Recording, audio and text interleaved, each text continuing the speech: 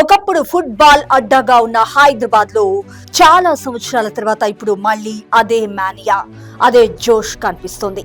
కారణం ఒకే ఒక్కటి, నగరానికి ప్రపంచ ఫుట్బాల్ లెజెండ్ లియోనెల్ మెస్సీ రాక.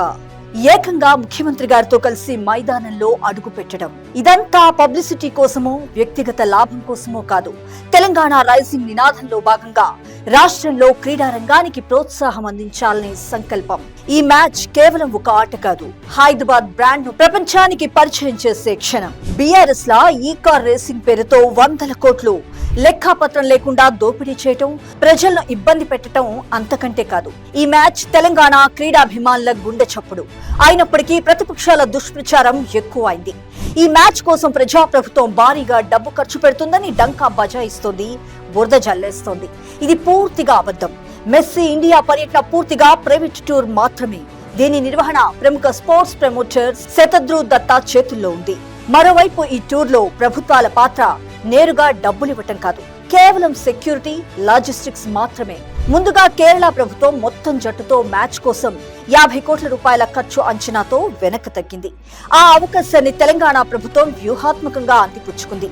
కేరళ స్లాట్ ను హైదరాబాద్ కు మళ్లించింది. ఇందులో మెస్సీకి ప్రత్యేక ఫీజులు లేవు, స్టేడియం రెంట్ మాత్రమే ప్రభుత్వ బాధ్యత. మిగతా ఖర్చులన్నీ Singareni, RR9, Aparna Messi, all stars వంటి స్పాన్సర్లు భరిస్తున్నారు. టికెట్ బుకింగ్ నుంచి సోనీ లైవ్ ప్రసారం వరకు అన్ని ప్రైవేట్ వ్యవస్థలే నిర్వహిస్తున్నాయి. ఇవేవి బీఆర్ఎస్, బీజేపీ నేతల కళ్లకు కనిపించడం లేదు. మ్యాచ్ పేరుతో ప్రజాప్రభుత్వం 100 కోట్ల ప్రజాధనం వృధా చేస్తుందని అడ్డంగా బద్నాం చేస్తున్నారు. ఇది కేవలం వారి అజ్ఞానానికి నిదర్శనం.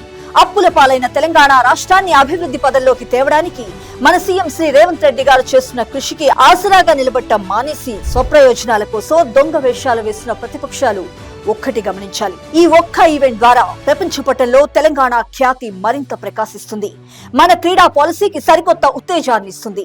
ఫ్యూచర్ సిటీలో ప్రతిపాదిస్తున్న స్పోర్ట్స్ యూనివర్సిటీ స్థాపనకు గట్టి ప్రేరణగా నిలుస్తుంది. ఇది భవిష్యత్తును నిర్మించే దూరదృష్టి గల విజన్.